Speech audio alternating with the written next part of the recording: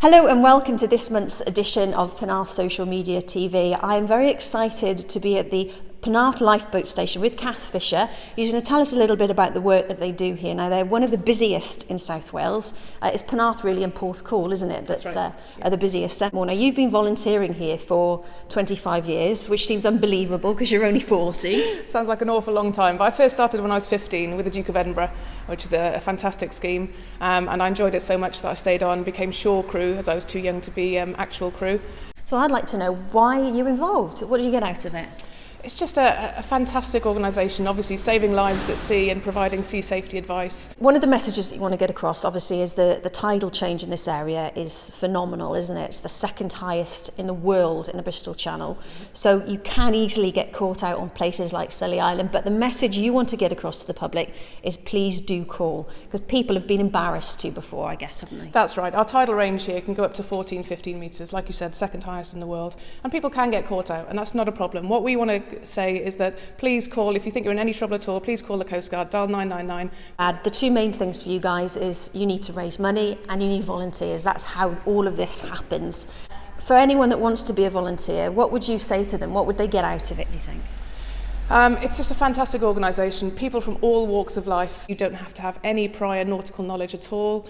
And a great bunch of people doing a fantastic job saving lives at sea. Well, thank you very much for inviting me down. What I would say, though, is if you do want to volunteer, you've got to live within two miles of the station, because they're out in the water within 10-15 minutes as soon as you get a shout. So thank you very much for letting me come down, Kath. And that's the work here at Penarth Lifeboat Station.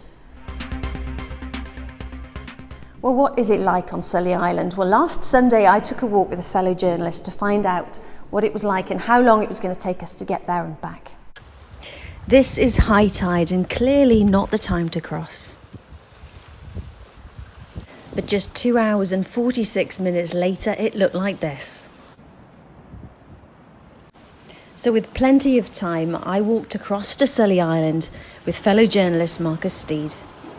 Right, I'm very excited indeed about this. It's Sunday the 7th of January and I've lived in this area for a while and I have never walked to Sully Island.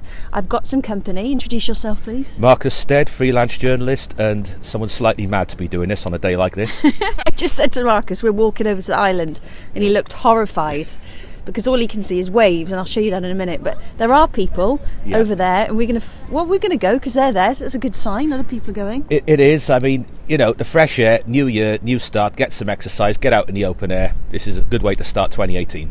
And what I thought is, because a lot of people do think, I'm not sure I can get over there and come back in time, because obviously the lifeboat station have come out to a lot of rescues. What a great idea for you and I to film this for other people to see. So, you know, if they've got young kids or maybe they've got issues with disability, they're going to come across with us and see what it's like over on that island. I'm really excited about it. Yeah, it's all about awareness and taking precautions and being wide. You know, people just go out there enjoying themselves, thinking, oh, I've got hours here. No, you haven't, not necessarily. You need to know what time the tide's coming in and going out. Good fun, but do be sensible because the tides do come in very quickly. Exactly, and sometimes the people that I spoke to who got stranded didn't see this traffic light sign here. They were walking along the beach, and I felt very sorry for them indeed. It wasn't their fault at all. But we do have 6 hours, so yes, we should be okay, and they reckon it takes about 40 minutes, so we're going to time it. I'm looking forward to this. It's something different. I hardly know this area, and Anna has somehow persuaded me to not watch the football today and come out and do this. Okay. The thing is, I think when you go for a walk to Sully Island, you probably start to panic as soon as you get there. I'm going to get back. Well, we're not going to, because we've got plenty of time. We're going to have a look. We're going to do some filming. I think there's some more people going as well. Yes, I think so. Let's follow them. Indeed. Let's go. I'm looking forward to this. It's going to be fun. Let's go. Yeah.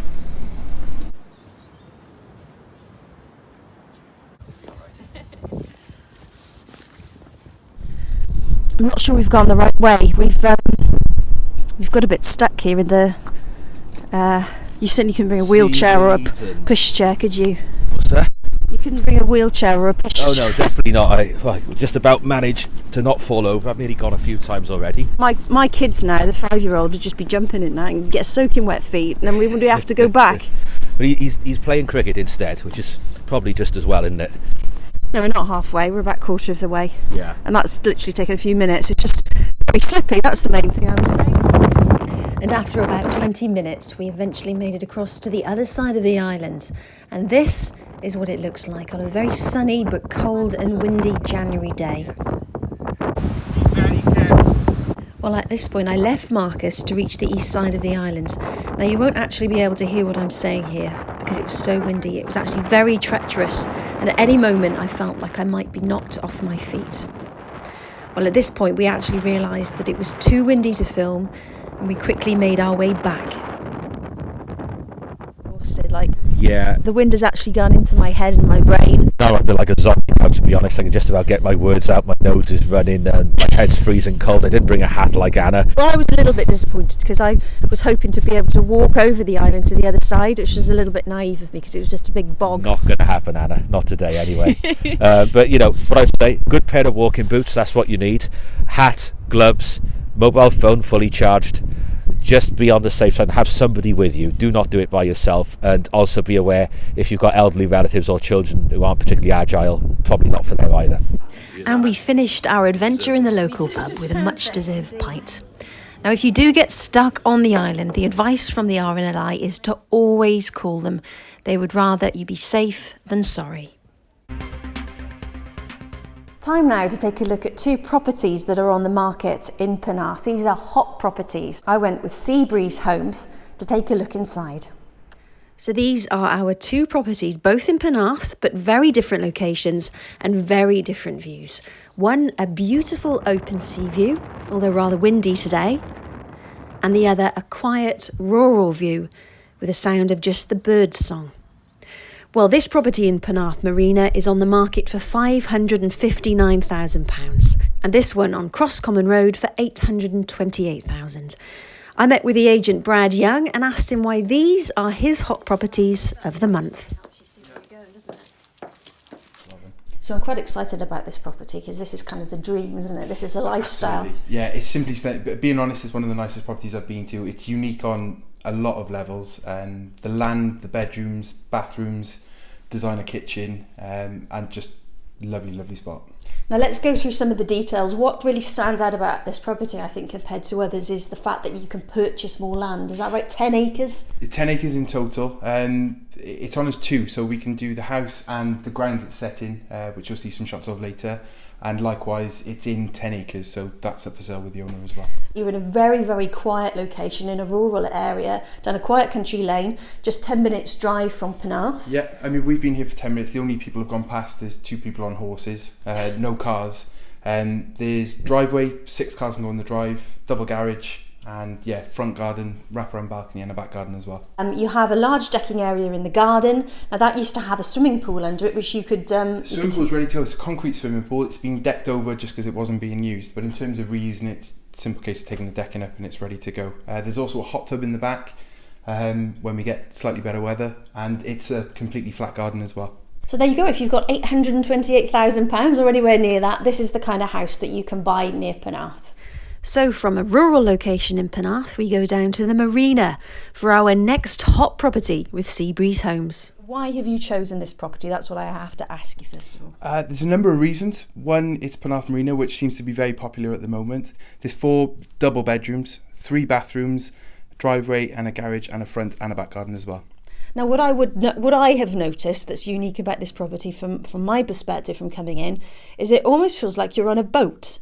Because every single room you go in, you see the view of the sea, and I almost feel like I'm getting that. Definitely, that sway. The one helps today with the water as well. I mean, but from every floor on this one, so from the ground floor you can sit in the kitchen diner, and you've got views straight out over. From the first floor, and the second floor, it's very much like being on a boat.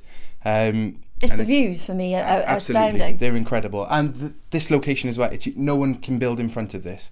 There are a lot of properties in Penarth that are older, and I bought an older property before, and you very often don't find out about the problems until you move in. So, for example, start taking the wallpaper off if there is wallpaper, and all the plaster starts to fall down, or maybe the electrics aren't all updated, or, you know, there's things that a survey can't always pick up on. Definitely. Why the marina's good, though, in terms of they are relatively new houses. They're 35 years old, so there's not going to be any nasty surprises, as it were. It's plasterboard and stud walling rather than, you know, knocking down and low bearing walls and things like that as well. Well, of course, and properties I've bought in the past, you talk about those nasty surprises, things like damp, things like asbestos. Definitely. You haven't got any of that, because have you? it's not a new build, but it's a relatively new build. These things would become apparent when you're walking through the door anyway, and likewise surveyor pick it up straight away. And those are our 2 hot properties this month. For more information and viewings, please contact Brees Homes in Penarth. Well, now it's time to continue our feature on the Royal Square in Penarth. I return to Penarth Music, where down in the basement they repair instruments.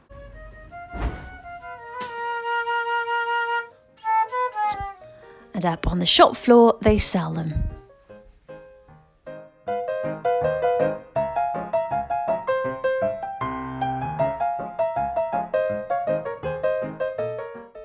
And I talked to the owner about some of their more unusual instruments. A balalaika. What is a balalaika? Balalaika is a Russian instrument. Okay. Traditional folk Russian instrument. And have you ever sold one? Yeah, we sold one, yeah. Yeah. It's to the incredible. one Russian person in Let me have Penarth, a yeah. look. Can I have a go? Absolutely. Yeah? So this is a balalaika, okay? Do you hold it up here or down here? Wherever's comfortable. So it's Russian? Russian, yeah. Traditional Russian instrument. It's a shame we couldn't get someone to play that. That would be really cool, wouldn't it? Yeah, well, trombone is about as far as I can go. So we go back down to the basement and we meet Richard Hammer. So Richard, what happens down here then? What happens is I fix woodwind instruments, which are flutes, clarinets, saxophones, oboes and bassoons, as opposed to brass instruments, which Phil does over there. I mean, an instrument should be, like a car, should be serviced regularly. And if they are, then there's not usually any problems. But most people, including me before I knew better years ago, used to just play their instruments until something went wrong and then suddenly think, oh, I need somebody to fix it. I've had instruments which haven't been touched for 30 years, and then that means that it's going to be generally more expensive because things start rusting up. So yeah, that's what we do. Cool. Hunky-dory. It's fixed, yeah? Absolutely. And on our next visit to the Royal Square, we meet this gentleman who's been cleaning windows in Penarth for 45 years. Now finally in this programme in January for Penarth Social Media TV, this is an opportunity for the community to put forward any information about events that might be coming up, but also any family celebrations. So if you're getting married, wedding anniversaries, big birthdays, all you've got to do is send in a video clip and a picture and we'll put it in this slot. Scottish superstars Big Country come to the Paget Rooms on the 27th of January. Tickets from Not Socks Again, Griffin Books and Fox's Deli. Minton Mustard are holding a wine and dine night on the 29th of January. And Zocket Business Networking are holding a lunch on the 25th of January at the Old Custom House. And don't forget, Snowcat Cinema has 3 showings in January: Pinocchio, Fright Night and The 400 Blows. And that's it from Penarth Social Media TV for this month. If you would like to get involved, if you would like to advertise or sponsor this bulletin, then please do get in touch and I would love to hear from you.